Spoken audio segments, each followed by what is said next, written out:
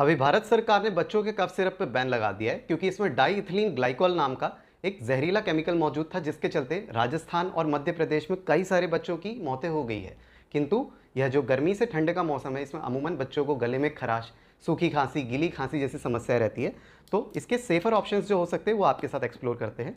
तो आप देख सकते हैं ये HSL का जस्टिन कॉफ सिरप है, बर्नेट का कॉफनेट ड्रॉप्स और वासा कॉफ हनी नाम का भी ये सिरप आता है।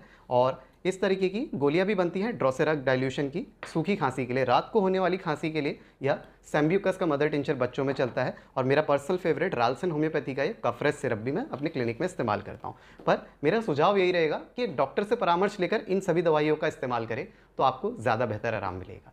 मैं doctor Piyush Pilara Kailash multi speciality clinic से आप सभी से विदा लेता हूँ। नमस्कार। यदि आप हमसे कोई ऑनलाइन कंसल्टेशन लेना चाहते हैं तो हमारा नंबर है 9557775533। धन्यवाद।